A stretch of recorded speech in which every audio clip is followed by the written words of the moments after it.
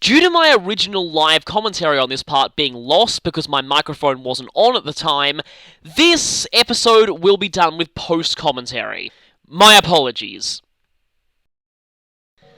So, this chapter, given its title, it doesn't look good, and its Japanese title is actually even more spoilery. I'm kinda glad they changed it. So, at this point, I wasn't really sure what to expect.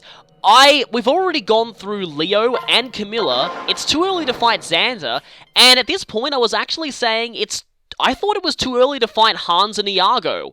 So I was like, really, I did not know what enemy we'd be fighting here. I was guessing the boss would just be a generic faceless. And you'll see who we do end up fighting here.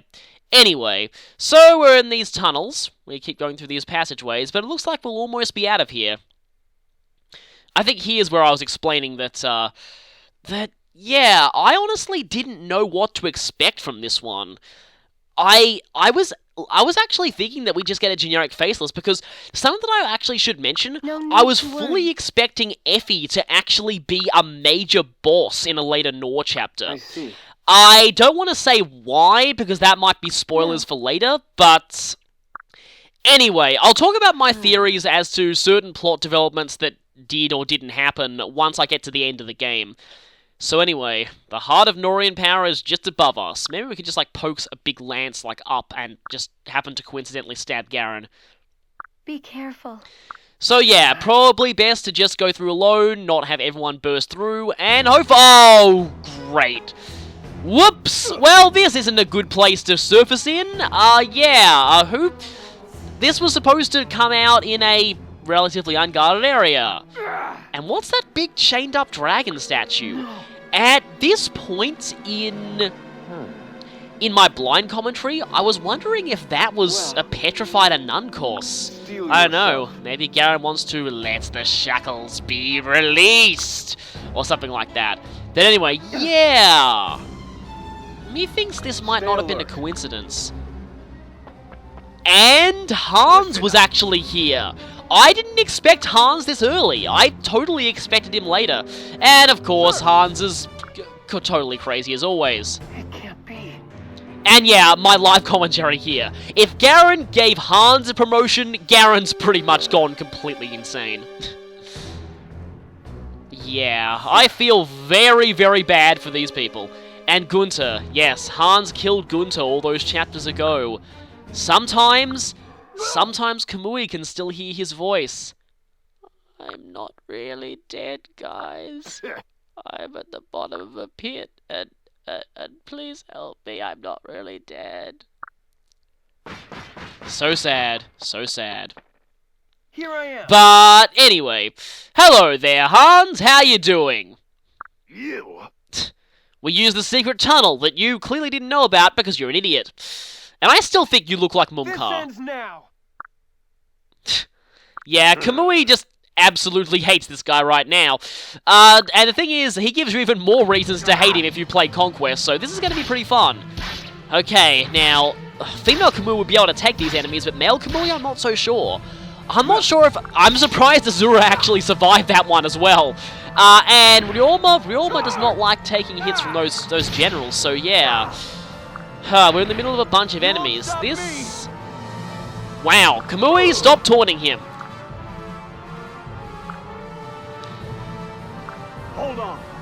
Huh? And this makes me just feel so bad about having to fight these guys. Clearly none of them really want to fight you. They're just being bullied into it by Hans.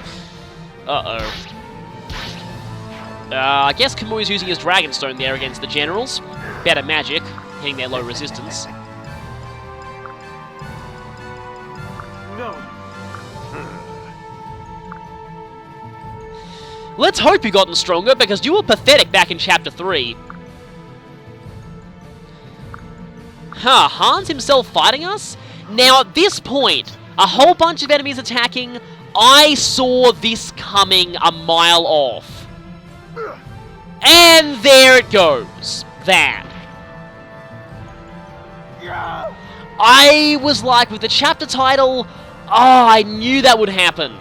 At least, though, Her sacrifice was a little bit more meaningful here than somewhere else.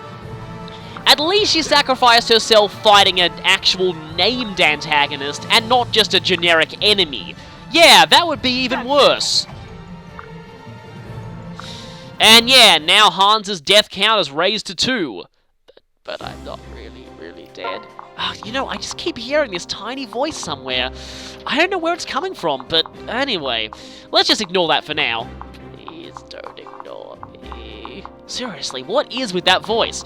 So anyway, we've got a bunch of enemies here. They have really stepped things up since Chapter 22 Birthright. This one is actually quite tough. When they said you'd be facing Nor's elites, they weren't kidding. Now, that thing there that says creates a storm that slows flyers. It's affecting the gaps there, and there aren't any flyers there. So I immediately thought, you know what, there are going to be flyer reinforcements, aren't there? Let's just say I was right about that. What I wasn't right about was simply how many flyer reinforcements there would be. Also, hi there, Wormslayer. Hans really wants to kill Kamui, doesn't he? However, that is droppable, and that's going to be a little bit of a Chekhov's gun for this chapter. Thankfully, none of them have Ragnarok, but these Great Knights with the full weapon triangle are quite dangerous. Thankfully, Hans doesn't move, but he's got a Brave Axe and a Silver Star Axe. Much better stats, but pretty terrible defense.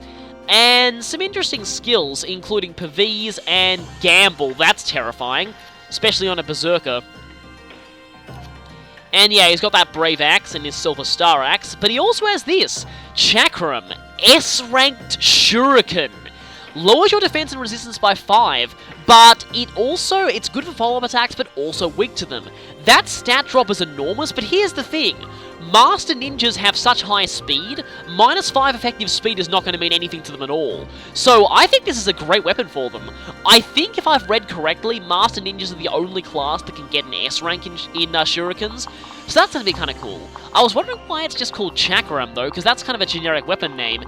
Weirdly enough, I looked up its Japanese name and it's actually Oboro. Yeah, it has the same name as a playable character, so I'm actually glad they changed that. So yeah, we've got lots of Dragon's Vein points, and yeah, here I was just like, oh, there's totally going to be flyer reinforcements here. I still just... see, this dragon here with the chains, it still makes me suspicious. Like, I wonder what that is. I think that can't be a coincidence. The fact there's a giant dragon statue in the middle of a Norian training hall, it's chained up, I'm really suspecting that that could be the body of an Uncos. I don't know. But anyway... I wanted to bring Spear, Ike, and Rinka here, especially since Rinka's hammer is going to be really effective against both the Great Knights and the Generals. Also, Carden and Selkie, Beastbane's going to be great against the Great Knights as well, and magic users as well. I wanted to bring Asuki just because I didn't bring him last chapter, and also Sizor. Kagero would be interesting here, but, yeah, I don't know. And also Takumi. I used Takumi in the last chapter, and he's already very overleveled as it is. Mitama might be good for a healer, because she is a little bit... she needs a bit more experience. And Azuma, I think, needs more experience too. Him having better defense for a healer ended up really saving me in this chapter, so I'm really glad that I did bring him. And we have 3 more deployment slots. Now, Hinoka, I don't know if she'd exactly be the best here. There are no archers, I just noticed, but... I don't know. There's also Hinata, who's a little bit behind in levels, but I don't think now's a good time to bring people who are behind in levels. And trust me, I really learned that the hard way. You'll see. You'll really see. Well, let's just say this chapter didn't exactly go so well. I was wondering whether to bring Rajat here, and I actually thought that I actually might. She may be useful here with her magic against these generals and great knights, and Orochi will be useful too, mostly for a pair-up for her. And yeah, just checking the 2 of them. Rajat has better speed, and what should I give her? Oh, I got a Sheep Spirit. That's better defense, I guess. She can't use Rabbit Spirits yet, annoyingly. Or, you know, I decided to give her a Tiger Spirit for better attack power. And so, from here, it looks like we're mostly set for the time being, though I have 1 more deployment slot, and I wasn't really sure who to use that on. Now, I'm really glad that I brought Scarlet to this chapter, because, well, she totally missed out on experience in the last chapter, but she got to do something very, very interesting here. Yeah, very, very interesting. So bring Kana to see if I can unlock the final support between Scarlet and Kana. Now, we've got a magic turret behind us. I should probably take that out as soon as possible, but we're going to have to break through a lot of generals to get there. Plus, we have enemies on either side of us, all of which are quite powerful. So this chapter's going to be kind of interesting and pretty brutal. It's also a lot of wide open spaces, and in fact, I don't think there is any defensive terrain at all on this map, except maybe the space Hans is standing on. So, this chapter is, like I said, brutal. That sums it up. However, Ryouma is also brutal, so hopefully I can use him to take on the Berserkers, the heroes, probably not the generals, but that's what maybe Spearike is for, and that's what his wife is for with her hammer. Carden goes there, and yeah, we need to lure you, we need to make sure the Wormslayer doesn't hit any of our dragons.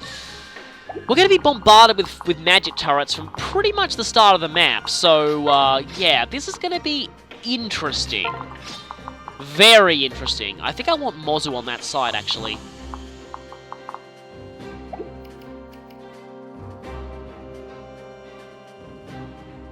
Okay, it's time for Hans's painful demise. And also time for epic music.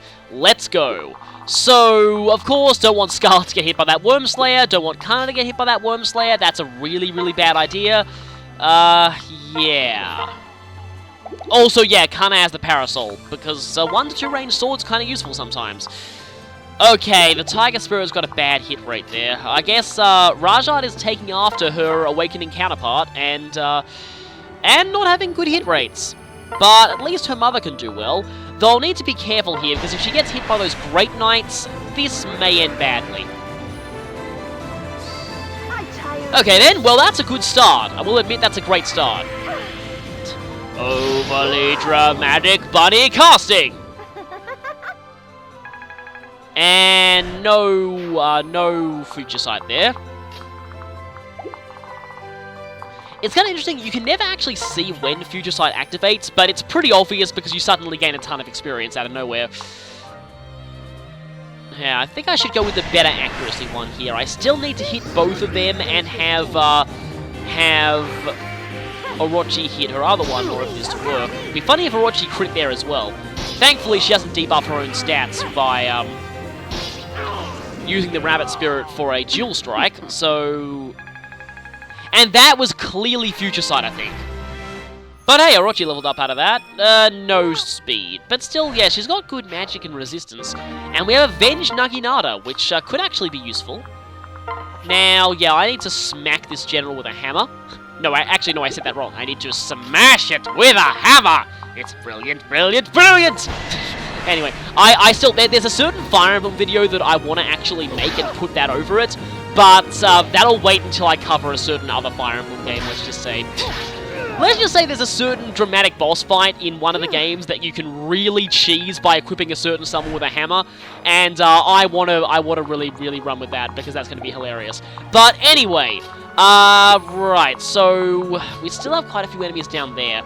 Again, those Great Knights really, they are very dangerous because they have command of the full weapon triangle, and they have silver weapons of all of them. So, yeah, what to do here? Not exactly so sure, but yeah, Ryouma can go... Yeah, Ryouma can't attack that guy just yet, because otherwise he gets hit by General, which is not good. Even though Ryouma has a bit more durability than your average Swordmaster, his is still not great. So, I think I'm going to... What do I end up doing, actually? Do I use Spearike here? I actually need to send some people down here to guard my magic users, otherwise Great Knights are going to happen, and that won't be good for anyone. Gonna go ahead and equip that. Oh yeah, by the way, we got the Dragonstone Plus in the previous chapter. 25 might, which is enormous on a physical weapon. And this Kamui actually has better accuracy with it than the other Kamui does, so that should be interesting. And of course, when we're on defense, we should probably equip a Dragonstone of our own on Kana. And let's see, there's a lot of supports stacked up in that row of 3 I just noticed, because Rinka's at an A with Kamui, I think. Speaking of Rinka, I still really think she should have been a both Roots character, and in fact, apparently, she's listed, like, internally in the game's data dump as much later in the recruitment list. As in, she's listed right before Anna, which would imply that maybe she was originally supposed to be a Both Roots character. Also, Jewel Naginata, that'd greatly help me against that Berserker, but not so much against those heroes. Some of those heroes still have axes, though. Now, yeah, we gotta check these guys. That Berserker is gonna hurt a lot. Yeah, Mozu is decent on both defenses, but she's actually not that great on offense at this point in the game. My Mozu's got very speed screwed for some reason. Also, there's Hans, we don't have to worry about him for now. We will deal with him later, much later. And I do mean much later, because this chapter went on way longer than I ever expected it to. I'm actually quite glad this ended up being post-commentary, because my live commentary got very, very boring eventually. Because, yeah, this chapter ran on so long. You'll see why eventually, let's just say. Just trying to wonder which healers to send to which side. I decided to maybe send Azuma there, and... actually, no, wait. I was thinking of a possible Selkie support there, so I'm sending Azuma here, and Rallying Luck. Now, I want you ninjas to be outside that Berserker range. Hi there, that's going to hurt Rinka. At this point, I started to get very, very worried about Rinka. I'm getting a little worried about Roma too, because that was actually quite painful. This may also be painful. You know, I had a feeling it would miss. Okay, so yeah, that will kill if it hits, but fortunately, the hit rate's not so good. You deserve worse. And fortunately, Roma is incredibly amazing, so yeah, you're gone. Not bad. And Roma levels up. No, yeah, it's okay. Really, it's his weapon that makes him broken, not his stats. Even though his stats aren't terrible, they're not exactly fantastic either. And here I was like, okay, that's actually quite worrying. I'm glad Mozu dodged that. Because if she didn't, that may not have ended well for her. Let's see how much that Dark Mage is going to do. Yeah, Mozu may have actually died if she got really, really unlucky and both of them hit. And and here's something. Yeah, that hits. Of course that's the one that hits. The 20%'s the one that hits. I still think it's almost as if low hit rates are actually more likely to hit in this game, and high hit rates are more likely to miss. It would make way too much sense with the way this RNG has been trolling me this game. And apparently trolling everyone. Okay, I would have kind of liked Dragon Fang there, but I'm kind of glad she didn't kill that one. Because if she had, then bad things may have happened. Okay, wow, yeah, the Dragon Sword Plus really does a number on these Great Knights. Fortunately, Kamui still doesn't have the best defense, just look at that. But 33 damage, and... You'll need cinders. Well, that's gonna hurt. Yeah! You could have done that without Kamui helping you at all. At least all the Great Knights there are gone. Those heroes are moving. Okay, and Berserker and another mage are moving. And some Great Knights are moving. So this is going to get a little bit dicey soon. And no reinforcements just yet, but I'm expecting them. At this point, I was definitely expecting them. So, we need some healing here. We need to pull some people back. We need to get rid of that guy, because otherwise we have a turret from behind us. And we also need to look how much YU Club does, really. That's insane. It doesn't even debuff your stats like a silver weapon does, even though it has the exact same image as a silver weapon. Yeah, that is extremely powerful. Even though Scarlet's HP is not really the best at this point in the game. She's going to start getting a lot better though. Thankfully, she did catch up quite a bit from her incredible failure in the last chapter. Okay, that's decent. And now that Dark Mage has to go. And let's see. You know what, I just realized something? Those Norian symbols on the floor here, that's that same pattern you can put in your castle. If you're on the Nor route. That's interesting.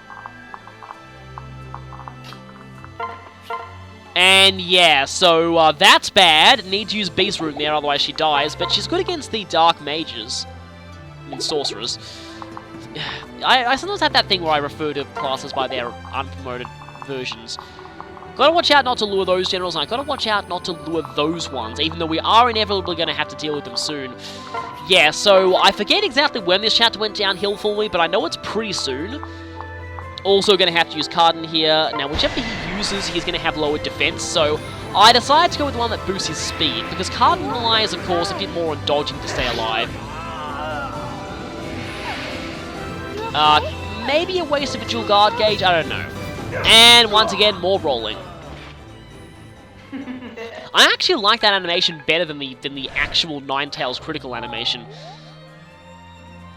Okay, so now, here's the problem, because we have a Berserker there who is going to attempt to smash Selkie's face off. But if I use the Beast Rune, I'll be able to kill this guy without fear of a counterattack. Double Fox Power! Do something! Too slow! And there it goes. So that's going to help. Now I just need to take out that Sorcerer without Mitama dying, and that's going to be kind of tricky. Actually, wait, no, I already took out the Sorcerer. Yeah, I did, so yeah. So now we have these guys, and yeah, a lot of heroes and lots of Berserkers and other things. This is actually not that great. Now, at this point, I was thinking, oh, as long as I stay out of range of those generals, that's going to be fine, right? Right? Well, you'll see what ended up happening. Now, buffing everyone with Sizor's Star, I decided was probably a good idea. However, firstly, I actually don't want to do that, because that would be stupid, but what I do want to do firstly is maybe... Actually, I did decide to go for this first. I was hoping for a crit or a skill activation from either of them here. And I got one there! Excellent! Ryouma, you're awesome. Stealing my kill. Now, I believe at that point, Sizor just said, stealing my kill. At this point in my live commentary, I clearly remember saying, Sizor, that is not a good thing to be saying to your boss. Just saying. So that's going to boost us up a bit. This gives me a Dual Strike, and I'm not going to use the Chopstick because that would be stupid. Now at this point I thought, hey, I'm totally safe because none of those generals can attack us. That's also awesome. That's how the cookie So that's crumbles. 2 down. Like I said, I thought it was safe because none of the generals could attack us. Yep. And yet more sweet puns. So, right, now I can Raijin you. So yeah, my plan was to, because I was worried about that guy, my plan was actually to, what was my plan?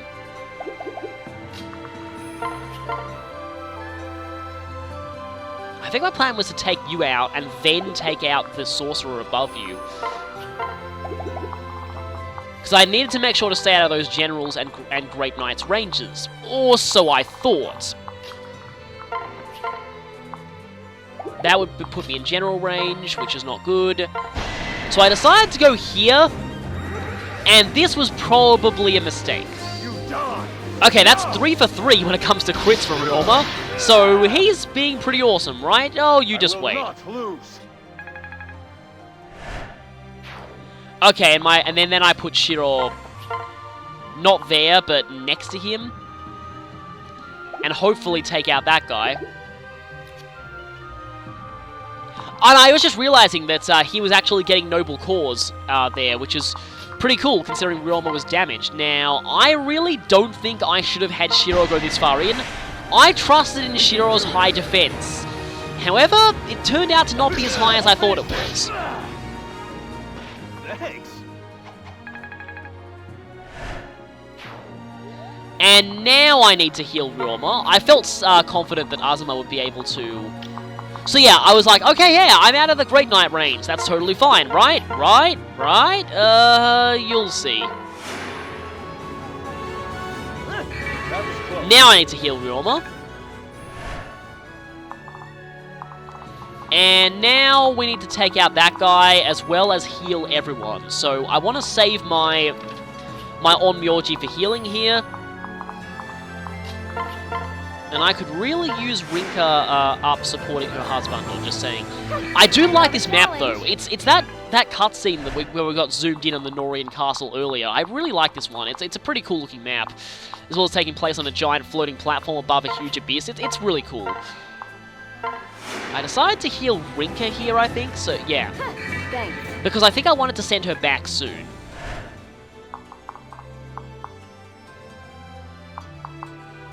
From there, I think I ended up What did I do with Kamui now that I think about it? I'm not entirely sure what I did with Kamui. I needed to watch out for them. I thought Kamui and Rinka would definitely be best served on the front lines against all of those Great Knights. I'm definitely going to need Rinka's hammer there. And there I realized, this might not be good. Yeah, I actually need to heal him now before I fight, otherwise he's going to die. And hey, the bamboo branch might work.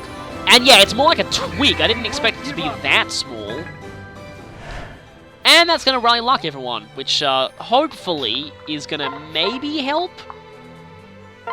You'll see this enemy has a slightly lower hit chance because of that rally luck. And naturally, he hit anyway. So I need to heal Kamui again. Male Kamui, why do you have to be so fail?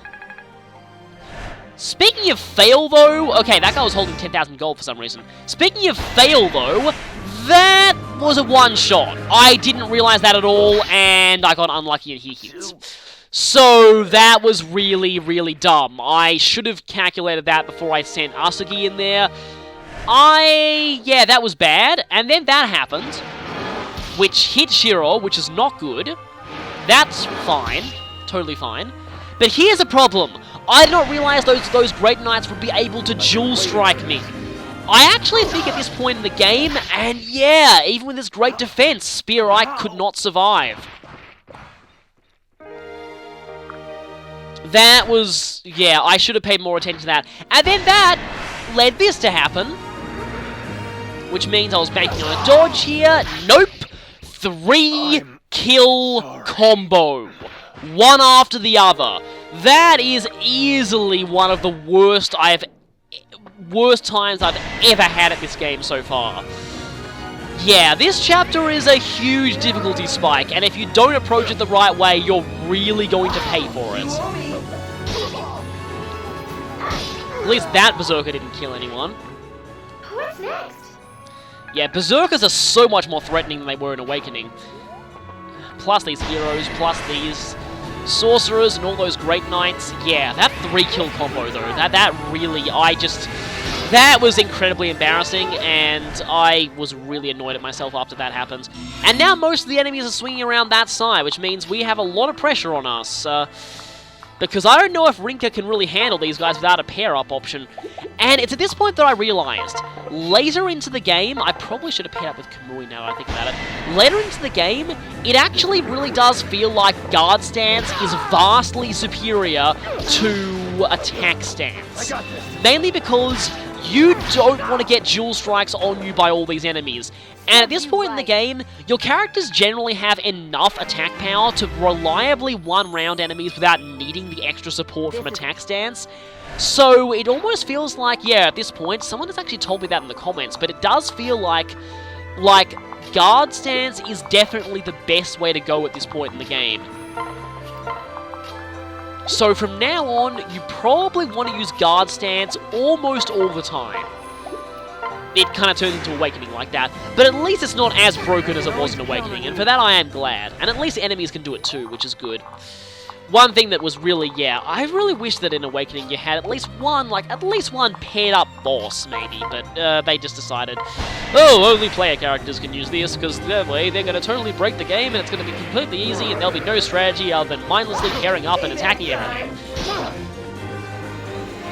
Anyway, now, as you can see here, in some cases attack stance is okay when you really, really need to one-round something, and you're not in danger of taking much damage on the enemy phase. But when you're fighting a large group of enemies at once, you definitely want to be in guard stance. Oh hey, there's Selkie's tail. Didn't really notice that before, but here's the problem. She's not gaining strength, which I don't really like that. I am not exactly a fan of that, and speaking of things I'm not exactly a fan of, I can't actually heal Mozu here, and she's the one who actually needs the healing the most. And I think Carden's doing 1 damage off that guy. Oh yeah, before I was sending in Carden and I could go there, then could I heal? No, I can't heal, I'm out of healing range. So I basically have to heal Cardin here. Yeah.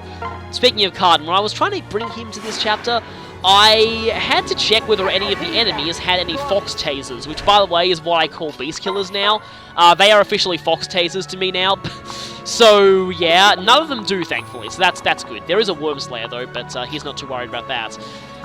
I did, admittedly, so, I will admit, I did do an off-chapter training session after this chapter ended, because having to rotate all the characters out like this on Birthright, a lot of people are getting very behind, and I felt that with this chapter being such a difficulty spike, I definitely needed some more training. In my live commentary, I did a rant about how I don't really like grinding in most RPGs, especially not Fire Emblem, because grinding just feels against the spirit of Fire Emblem to me. I know there are a lot of players who do it, I don't like it. I only ever use grinding to get up to the standards of whatever chapter you're at. At this point, the enemies are like level 9, and I think I was actually checking this now. The enemies are level 9 to 10, we're 8 to 9, so we're a little bit behind.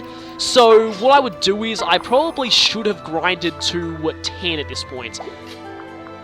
So anyway, I'll talk more about that in the next Birthright part, but for now, like I was saying, in some grinding sessions, I saw enemies with +6 fox tasers. Yeah, they really don't like foxes if they've got those. You see really high ranked forge weapons in skirmishes for some odd reason. Like, I've seen like a +8 bronze weapon at one point. I even saw a +6 hammer at one point, and the might on that thing was absurd. It was doing massive damage even to non-armored characters. It was just like, okay then, that's, I don't think the Hexing Rod's going to be too useful. At this point I realized I could try and Hexing Rod Hans, but might not be useful at this point. Hexing Rod's another one of those things that's kind of better for enemies than it is for you, and I was like, oh great, that hits. That means Rinka's going to die, isn't she?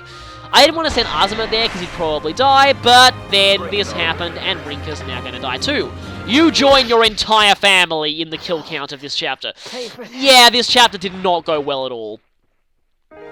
I should have been careful to lure only a few enemies at once. I should not have provoked those generals. I should not have provoked these guys, and now Sizor's going to die. So, this chapter may have one of the biggest death counts of any Birthright chapter so far. So, yeah, I don't think it's that bad once you're accustomed to it, but it's definitely a big difficulty spike. And I'm very glad Azuma didn't die too. Seriously though, +6 hammers. Those things, and I've seen better forge weapons than that too. They're just kind of insane. And oh hi, Silver Sword, I'm very glad I have a full guard gauge against you.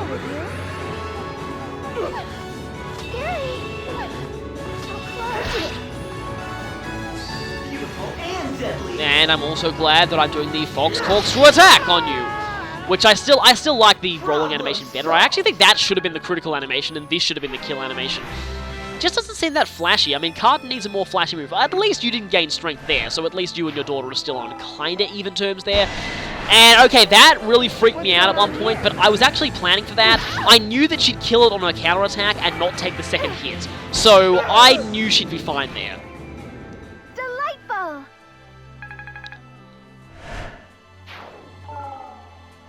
But now's where I get worried. And reinforcements, and there come the Wyvern reinforcements that I expected would come for a while. And here's the point where this chapter gets kind of, well, a little bit long and tedious. We have these Wyvern reinforcements with silver axes spawning over those gaps. Now, what you're meant to do is use the Dragon's Veins to slow them down, but if anything, I almost feel like that's actually a bad thing. Because if you slow down the reinforcements from actually getting to you, there'll actually be more reinforcements on the map by the time they reach you. And that means you'll probably have to deal with more Wyvern Lords at the same time. And that is just, well, really dangerous. I honestly think that I will just say this right now, I never activated the Dragon's Vein points in this chapter at all. And I actually think it was a good decision. Because, yeah, the Wyvern reinforcements are easier to lure into getting themselves killed if you don't have the winds activated. So, I need to use the Dragon Stone Plus here, and thankfully this is not a miss and die situation. At this point I remember commenting on Kamui's surprisingly high hit rate with the Dragonstone Plus, given how bad female Kamui's Dragonstone Plus hit rate was. So, okay, there's level up. 2 more levels until we get a new skill. Wait a second. I just realized something. Wait. Okay, this is insane. Male Kamui has better strength at this point than female Kamui, who has a strength asset. What is this even? Female Kamui has ridiculous speed as well, but like not the best strength. What is up with this? Male Kamui's got better strength than her. She has a strength asset. I mean, female Kamui's still better in every other way except for skill and luck, but still, I still wish male Kamui had a bit more speed. Now, here's the thing. Remember I told you that Worm Slayer's going to be a bit of a Chekhov's gun? Yeah, I'm glad I had Mozu take that, because Mozu's sword rank is just high enough to use one of those. And we have some Wyvern reinforcements in this chapter. This is going to be fun. Sorry. Speaking of Wyvern reinforcements, at the time I felt it was perfectly fitting for Hans to be summoning Wyvern Riders, because, well, you know, Hans, being pure evil as he is, would obviously want to summon the dark forces that is Wyverns. Yes. People wonder why I say that Wyvern Riders are pure evil. Not Wyvern Riders. Wyvern Riders are cool, but Wyverns themselves are pure evil. The reason being, anyone who's played New Mystery of the Emblem will realize they're not exactly the most threatening enemies in the series, but they are some of the most downright irritating. They have 12 movement and very often ambush spawn as reinforcements, so if you don't know where they're coming, you will very easily lose people to them, and they first show up in a desert chapter. 12 move flying enemies that make up about 70% of the enemies in that chapter in a desert chapter. Yeah. They also have 1 to 2 range breath on Lunatic mode, which ironically actually makes them a bit easier to deal with, because it means that you can lure them into getting themselves killed by snipers. You can't do that on hard or on normal or hard, or Maniac actually, because that game had Maniac as a separate difficulty from Lunatic, but yeah, I honestly think the difficulty levels were actually very balanced in New Mystery of the Emblem. Probably definitely better than Awakening, maybe better than this game. This game's Lunatic does seem better than Awakening's Lunatic, but from what it seems like, this game's hard Conquest. Hard Birthright is actually not that bad at all, but Hard Conquest is not actually too different from Lunatic in all honesty. The boss stats actually aren't different at all on Lunatic Conquest to Hard Conquest. They just have slightly more weapon ranks and sometimes different skills. Anyway, that's enough of a tangent, that's not going to do much, and hi there, Great Knights. Thankfully, you're not going to attack us. But speaking of attacking us, hi there. And now we have more coming from behind too. So, this is about that point where you always have that late game chapter where it's basically Reinforce-O-Rama, and that's the one for now. This is that chapter for now, let's just say. 15 damage though, that's not great. However, she is going to get a full guard gauge out of that, which might help. I do need to take out those guys there. At this point, I decided to be much more careful with everyone, because that death streak was just terrible, and I don't want that to ever happen again. However, I do have the Killager on my side, and she has a worm-slaying weapon. Yeah, look how much Big Stick does to an enemy with this much defense. That's amazing. I was really hoping for a crit here, though. I am not sure if I actually got it or not, but this is a good use of a guard gauge. No crit there. That is guard gauged, and let's see. Here to save the day. No crit there, so that's disappointing. But at least she is close to the Wyvern reinforcements with her Worm Slayer. Hee hee hee.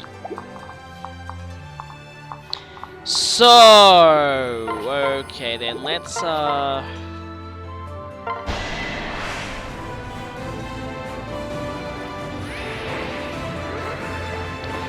just do a lot of damage to this one.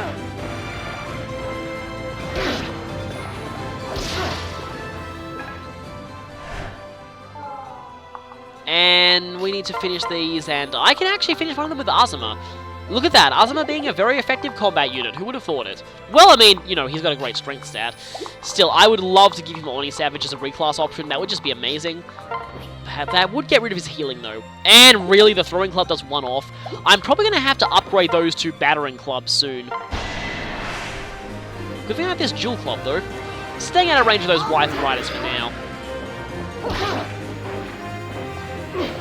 And good dodge there. That's going to fill up the guard meter. And one down. So at this point, this chapter looks virtually done, right? Oh, you have no idea. Yeah, there's a reason why I named this video what I did. Trust me.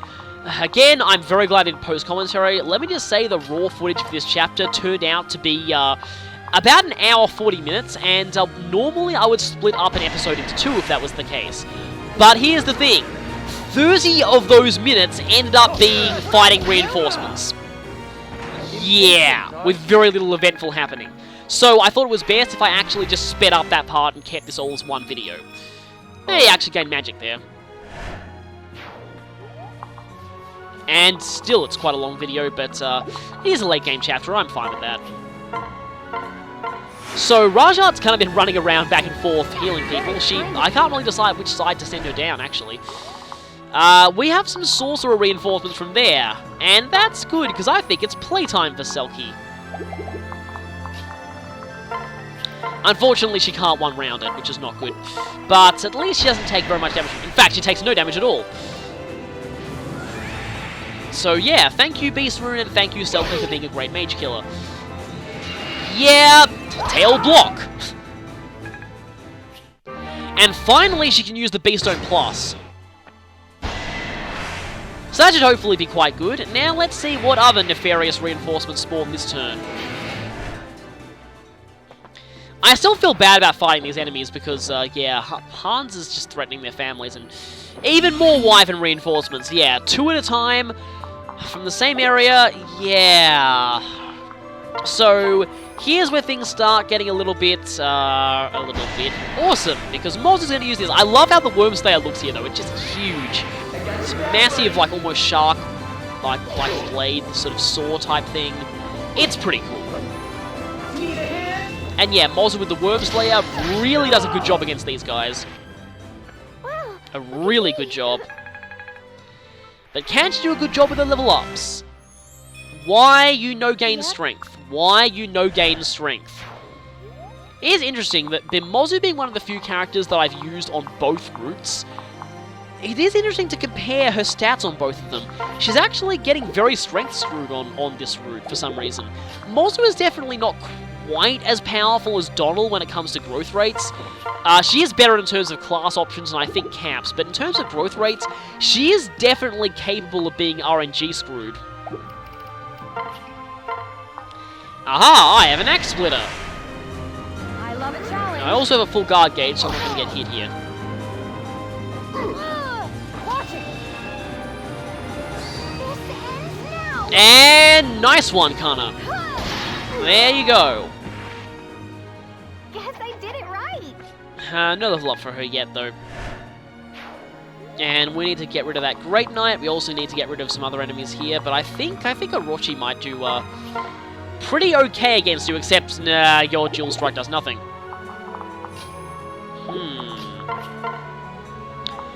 Okay, yeah, I can take you out with the Noble Yasuo. And I don't think any other enemies will be in range of Kamui if I do this. And Kamui needs to be healed, because I definitely want him to be ready for the Hans fight. Definitely ready for that Hans fight. Probably going to want to use Kamui there, but there's someone else that I realized that I need to have fight Hans. Definitely. Let's see if you can figure out who. I'll give you a hint. You can only figure that out if you've seen both of my routes. Yeah, shame Mozu has to do nothing here. One more. Would have appreciated a crit from Azuma here, but I don't know. Will he get one? I don't know. No, he did not. He still did pretty decently, though, and that's going to mean that Orochi can finish you. I wonder if Orochi and Azuma, and then that there is exactly enough, so I may as well do that. I wonder if Orochi and Azuma will be able to support us in this chapter. If they are, it will be cool, because, hey, the two trolls supporting each other. Some people have actually done that pairing and said it was quite good, but I really like Azuma and Setsuna. Thank you. It just feels right to me. And yeah, that was definitely Future Sight.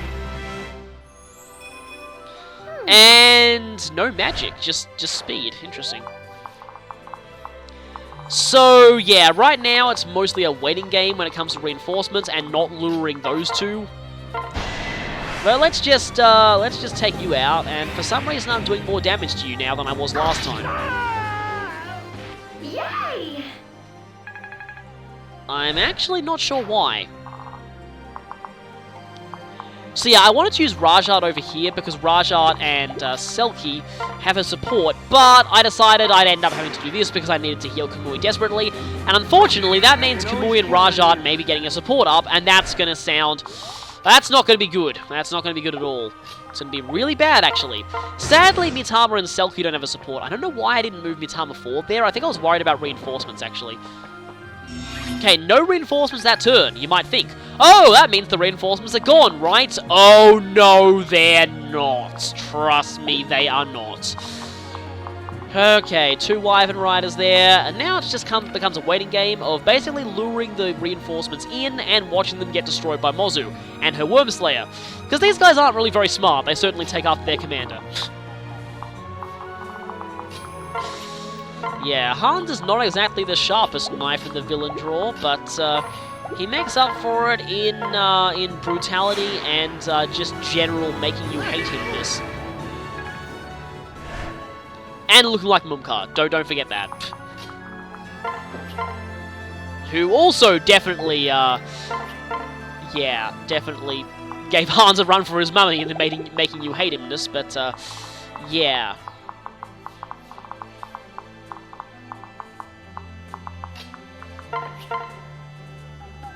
Yeah, I might actually need to do this. Worried about those two, yeah, and that general. Because I want that Berserker to die, because Berserkers, like I said, are extremely powerful in this game, but... I think what I need to do is have somebody go here, attack that guy, somebody attacks from range, and then the remaining person heals. And even though, yeah, I've noticed that I can only double with Papa's Katana, because male Kamui has been very, very speed screwed. So I'm actually going to go for that, just to take you out immediately. And I had a feeling that would hit, actually, and there goes his cape. Alright. How dare you destroy Kamui's cape? You shall pay for that, because he will now touch your face with his sword.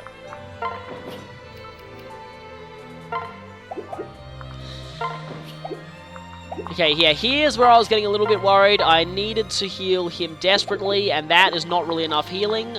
And I was trying to check, like, okay, does that mean Orochi, will she is actually even worse at healing. But the two of them can probably heal at the same time. No, they can't. One of them will get in enemy range if they heal. That's what I was checking there. Although, it's only one hero and not a general. Although, it will be a dual strike, and with 2 silver weapons on a dual strike, I doubt they'll survive. So, I just need to make sure Kamui doesn't die here, is really the only thing I can say. Or, I can use the Rescue Star to pull him out of danger. Nah, I guess she's paying him back for saving her life before. Yeah, I figured Rescue Staff was my only option there, otherwise Kamui probably would have died. I wouldn't have been able to heal him enough, and don't think I could have saved him without someone else dying, so yeah, Rescue Staff was my best option there. Very glad that I actually had one of those on Rajat, because if I didn't, that could have been bad. Okay, let's see if Kana can take these guys. Not sure. And I thought there'd be more Sorcerer reinforcements there, so I'm going to leave you around this area, and I'm going to have Mitama support you. Okay, yeah, I bet that's not bad. Only taking 8 damage from a Silver Sword, that's fine. I can handle that. You okay?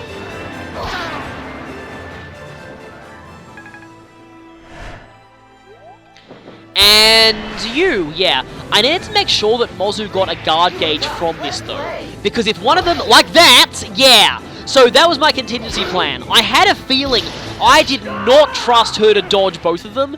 I really felt like one of them was going to miss, and she will die in 2 hits from them. So even though they only have a 17% chance of hitting, I just knew one of them was going to hit. So I really had to trust in that guard gauge, and it worked for me. So yeah, that was my contingency plan.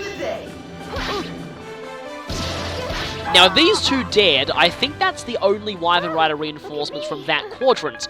But notice I said that quadrant, yeah, things are going to get a little bit Interesting now, because here we go, there are Malignites coming from the next quadrant, and here's where the reinforcements get really crazy. So, thankfully though, Malignites with Fimbulvetter seem to be incredibly weak in this game. I don't know why, it's like enemy Malignites for some reason are usually quite bad, or enemy magic using Malignites, they're just not very useful overall. And I'm kind of glad for that, because, yeah, they're easy experience and don't do much damage to us. Wonder if Azuma and Mozu will get a support out of that. But anyway, let's, there isn't really any way that she can finish that one. But I could do this. Yeah, this is kind of going to be funny, but let's use the Parasol of Doom! Parasol Rocket! I love that. It's just one of the silliest weapons, but it's actually somewhat of an effective weapon too. I think these two can take out that general easily, so I'm going to have Kamui finish you. And this is going to get rid of most enemies that aren't reinforcements here. Guess I did it right. No, that short roll and then a little hop and an attack is like their side B in Smash Brothers. And yeah, what do I say? Can easily take out these ones. Apparently some of the amiibo conversations actually foreshadowed Corrin being in Smash, which is kind of interesting. Unless the localization only added those, because by the time this game was out in English, Corrin was already out in Smash. But yeah, when this game was out in Japan, I always got annoyed when there was that announcement of him being in, her being in Smash Brothers, and everyone was like, oh, they're for a game that's not even out yet. I was just like, okay, you do realize the game is out in Japan, right? It's not like Roy, where Roy was put in Melee specifically to advertise his game. Roy's game was not even out in Japan at the time. In fact, if you go by one of Sakurai's interviews, Sakurai knew almost nothing about Roy's finalized design or character when he put Roy in Melee. So that explains why Roy acts so differently in Melee than he does in his home games, and probably why I don't like Roy that much, because one of the things that I really like about Smash Brothers, that I really like in a Smash Brothers character, that is accuracy to the original game. And that's why I thought Robin was awesome, and that's why I'm annoyed about Lucina, because she really should at least have had lances. It just doesn't make sense for her to be like, oh, I'm a complete clone of Marth. Ironically, in this game, Amiibo of Marth is a clone of Lucina, but yeah. Yeah, I'm going on about totally different topics, only because there's not really much more to say about this chapter, actually. Very soon we'll be entering the sped up portion, so I'll discuss that when I get to it. Nice playing with ya. I'm going to start speeding things up when the only reinforcements that appear are wyverns from the quadrants. I wish Midori. I'm not. Why did I did not used to do this, but I keep calling Mozu Midori, and it doesn't make sense here because Midori is not even on this route. At least not on my playthrough of this route. Anyway, though, so yeah, that's why and that's why I really didn't like Roy being in DLC, because admittedly also he is from my least favorite Fire Emblem game of all time, so him being in Smash is a reminder of that game, which I'd rather not remember. And I might be able to finish you with a Parasol, that'd be hilarious. But let's just go for the overkill damage. No turning back now. But here's the other thing, like, regarding Roy and there being too much Fire Emblem representation in DLC, here's the thing. Because Roy came to Melee before his game actually came out, and because the only reason Roy is in Smash 4 is because of Melee nostalgia, I don't consider Roy to be a Fire Emblem rep. I consider him to be a Melee rep. Really? I think that makes a lot of sense. Roy represents Super Smash Bros. Melee. He does not represent Fire Emblem. He is there, like, pretty much Roy's entire fan base is from Melee. Roy is generally not liked very well by the Fire Emblem fan base for the most part. Well, I mean, I know there are some that like him because, technically speaking, he also appears in Blazing Sword, and Blazing Sword is a very well-regarded game in the FE fan base, so he's the closest thing to a Blazing Sword representative, apart from Lyn as an assist trophy. A lot of people want Lyn to be in the game as a playable character, but here's the thing. Lyn, I don't think is that well liked in Japan, only because in Japan, Blazing Sword didn't do very well. It got lower review scores than FE6. Probably because FE6 was meant to be a gigantic throwback to Mystery of the Emblem, which is absolutely the most popular Fire Emblem game in Japan by a long shot. That's why in an interview with Famitsu on people who played Fates, the majority of people said they played New Mystery of the Emblem before this one. So, I just realized that there'd be Wyvern reinforcements coming from up there. So, a lot of people did play New Mystery, because it's... I don't know why I'm doing that. I was doing that just to get Mitara more experience, I think. Because, yeah, Mystery of the Emblem is pretty much the Fire Emblem in Japan. The most popular one in the series, bar none.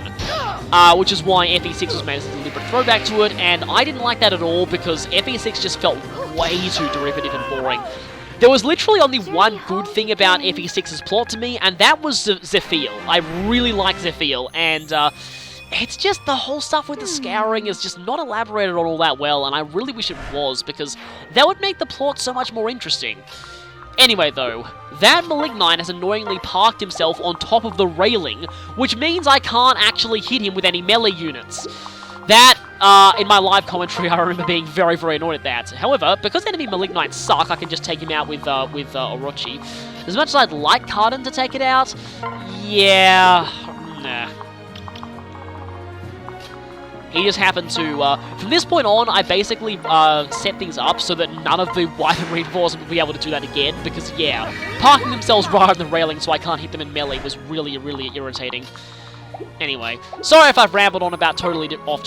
Why did I do that? I think I thought, okay, it's no threat to Orochi, and I wanted to get the others to get more experience, but I'm still not sure why I did that, but anyway.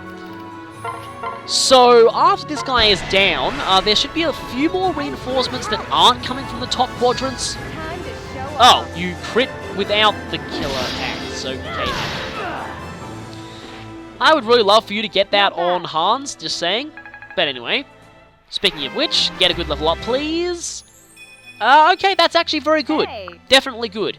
Scarlet's growth, like her level ups haven't been so good lately, but they've been getting better recently. Which is good, because, yeah, she'll definitely need to be approaching the final battles as Kamui's waifu. Sadly, Kamui's not waifu, she wishes. We'll go here, and unfortunately try and get some supports with him. This worried me quite a lot, but anyway. She's also getting a little bit over-leveled compared to the rest of my team. At least she gains both magic and speed. This should come in handy. And at this point I wanted to try and advance on that sorcerer up there to try and take out that turret. Unfortunately...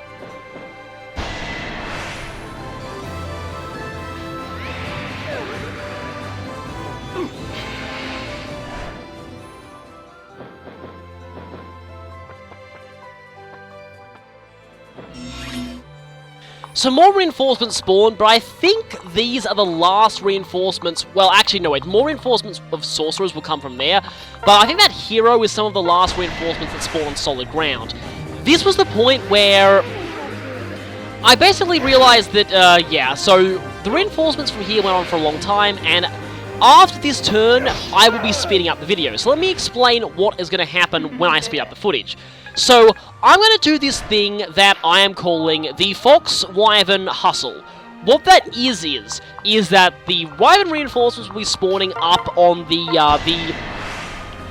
top right-hand corner of the map soon.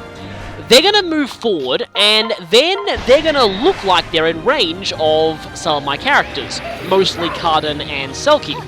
Then, I'm going to pull Cardin and Selkie a little bit back, just out of their range. That way, the Wyvern Riders fly forward, they completely expose themselves on the player phase, I run in, rip them to shreds, and then the process repeats when more Wyvern Riders spawn. So, that is essentially how this is going to work. Now, on the other side, though, some Malignites going to be spawning from the top left. And at this point, really, I just need to handle them with Kamui, Kana, Scarlet, and Rajat. Rajat in particular proved to be quite useful here. Also Azuma maybe, but he's mostly here for healing. And sadly I had to actually send... I think I had to send Kamui back here, I don't know, because I really... Yeah, this turret is annoying. I wanted to get rid of it as soon as possible, and you might see me do that, but it actually took a while because there were a lot of reinforcements, and every time I thought I had a clean shot to the turret, more reinforcements spawned. Speaking of which, yes, this reinforcement barrage is going to go on for a very long time, but I felt I was so under-leveled at this point that I really, really needed the experience here. So I thought, you know what, let's do this. Also, you actually parked yourself on the railing, haven't you? That's really, really annoying. So yeah, speeding up right now.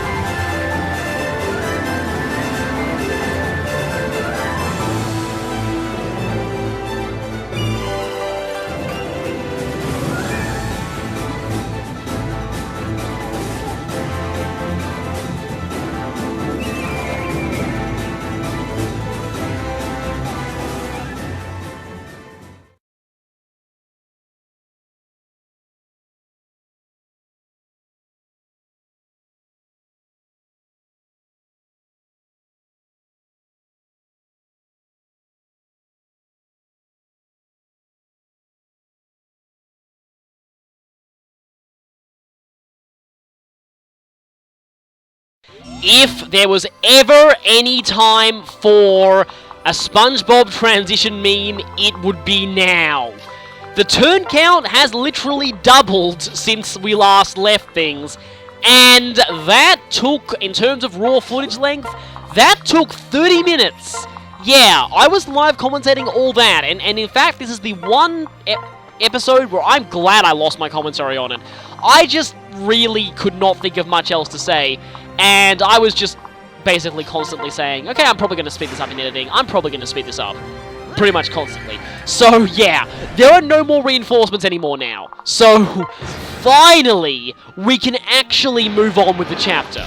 I also did kill one of the Dark Mages here. Also, finally, I'm luring these generals, because earlier it just wasn't safe, what with, Mitama out here and other fragile characters, so...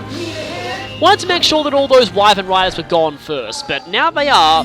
Yeah, now's the time when, we have to destroy these generals because you have been left there for far too long. And so you are getting bunnied. And bunnied! Gone. All in the cards. Okay, so one more. Can we actually take that one more out this turn? Because, yeah, at this point I was like, okay, wait a minute, maybe we can't actually kill you this turn. Although, yeah, as you can see, I'm doing this for Orochi's Dual Strike. I'm not actually doing this for Mitama's attack, obviously. Does give Mitama a level up, though. Yeah, so quite a few people leveled up from that. That was definitely necessary, because I really, really needed some more experience after that last time. Just trying to check who does the most damage. Cardin with his B-Stone Plus does pretty well. And I've got a full guard gauge, so I keep saying that a lot, but it is something that is really important to this game. So I'm not going to get hit incredibly hard by that. And I'm guessing that would have hit if I didn't have a full guard gauge.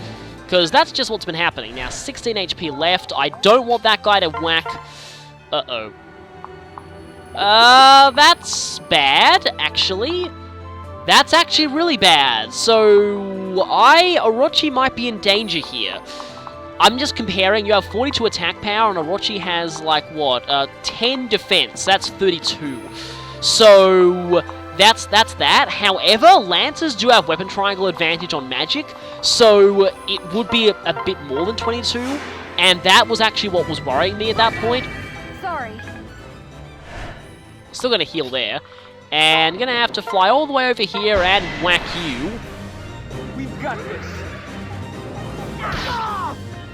Please miss. Thank you. Hey, I can get a good look at the chains there. I still think this dragon statue is suspicious. Very suspicious. Next. And we still haven't found out what Garen's plan B is, actually. So, yeah, I think Orochi might survive, but I'm not sure. I can't actually block there because, yeah, he can still swing around and attack. But, hey, our enemy AI going for the person who can't counterattack actually paid off here. Went for the one who can't counterattack instead. So, very glad for that. Yeah, Cardin is a little bit behind, so I'll let him finish this one. Very soon, Selkie will be able to use a B-Stone Plus, which will be good. Okay, good thing that missed, and got it. I was basically just fast-forwarding every battle at this point, because I was just like, okay, I've been recording this chapter for way too long, and most of it was completely useless. Not useless, just kind of boring reinforcement grinding, and you just didn't want to see that at normal speed, so I had to speed that up. Oh, I actually think Kana may have died during the speed montage. I think so. Yeah. So, yeah, whoops. Yeah, so, yeah, she'll just be dead off screen. Yeah, I wanted to lure these ones first, because I didn't want to get hit by all of them at once, because that would, yeah, Scarlet wouldn't like that, and I wanted to make sure that at the very least... Time to show off. Okay, I think that was a quote that I do remember being told about that I finally got now. What a letdown. So glad that one's gone. I was wondering if... See, it seems like the critical bonus from In Extremis isn't really visible. I'd really love to get her death blow from Oni Savage if possible, but I don't think that is unless Kamui had that as their talent. Not a chance. That was an interesting animation.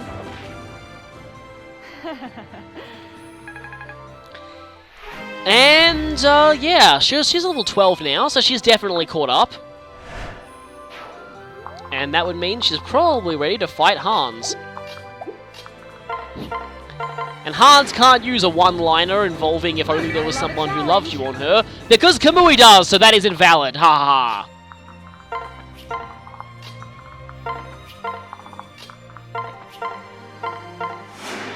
Yes, soon it will be time. We must get our revenge for Gunther! I don't need to be avenged, you guys. I'm not really dead. See, seriously, I keep hearing that tiny voice that just... I don't know where it's coming from. I don't know who it could possibly be. I mean, there's no way Gunther could have survived, right? Right? Anyway. Yeah, just making sure that Mozu is fine here. Because I need to heal her, definitely. I was wondering if Mozu and Azuma would end up with a support after this. I don't think they actually did get one, but we're almost done. I should point out, this is actually a defeat boss chapter, so you could end this much, much earlier than I did. I wanted to wait out all the reinforcements, though. Even though, technically, this is Birthright, so I could have just grinded, but, I don't know. I kind of prefer doing it in actual chapters. Anyway, soon Hans will be the last one left. I didn't want that, because these enemies really haven't done anything wrong. Hans is really the only one at fault here, so I feel bad for having to fight them all. And the fact that I killed literally all the reinforcements. I basically killed everything I could in this chapter, so yeah. But it did do... yeah, bad things happened with, you know, Ryoma and other people like that. We lost so many people in this one, which is why it's quite an embarrassing showing by me, actually. But very soon, it's time, and I'm out of range of shooting Hans. Yeah, he would stand out of range of those, so yeah, we can't really use the turrets to our advantage here.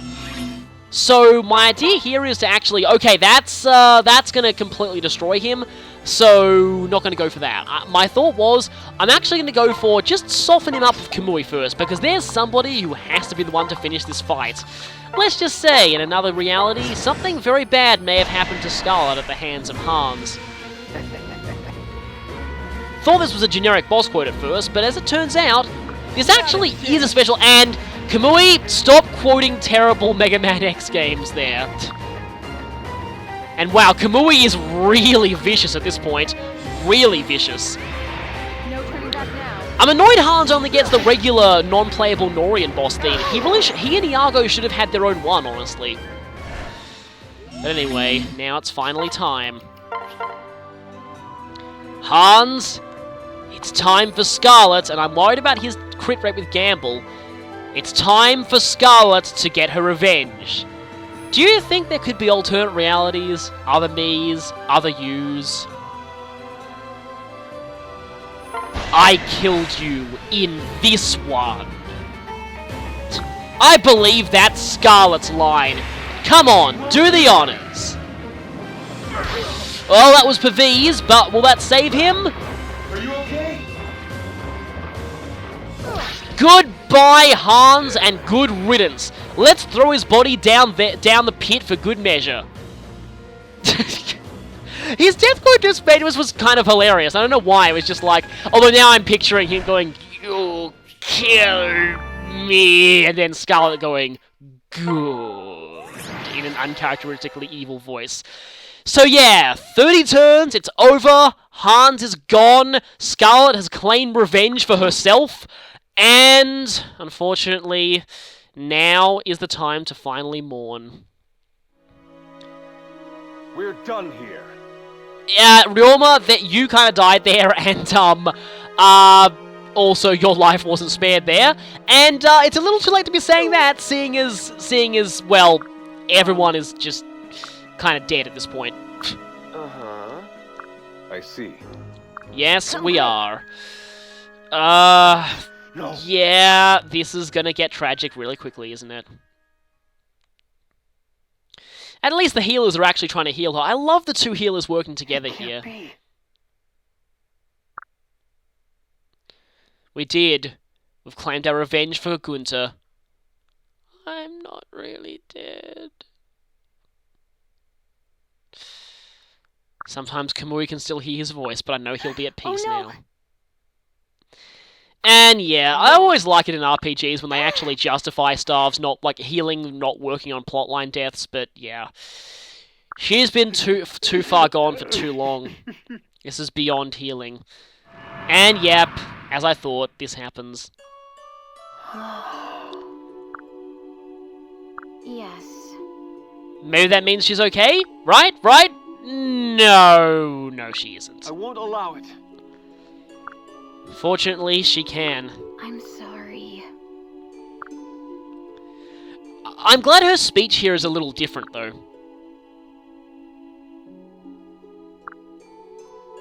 The gist of it's the same, but it is different. Please, don't cry.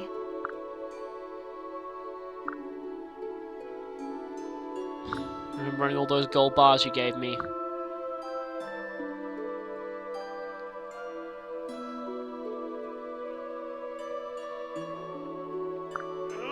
And Kamui screamed tears again. I was about to say, at least you barely knew her, then I realized, wait a minute, at least I actually knew her better than most people, because she was in Nor as a maid. Oh no.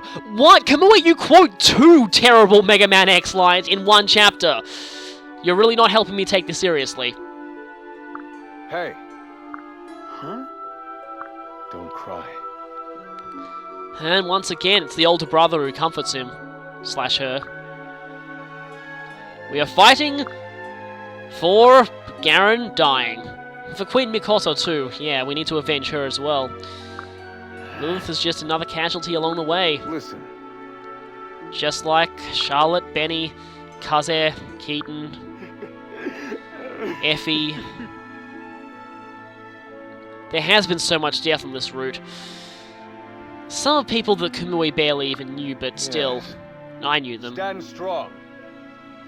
Once again, Kamui is the chosen one of the Yato. Yes. And so we must press on, until Garen's reign of terror is over. Here we go. And All right. hopefully there isn't some true mastermind behind everything that Understood. won't make Garen's death totally pointless, but anyway. Hopefully you won't be seeing Lilith soon. By the way, Japanese title of this chapter, A Star Dragon's Tears. I like that they changed the title to avoid spoilers there. I actually like this title a lot better, because it can mean Kamui's tears as well, which I'm pretty sure are only just beginning.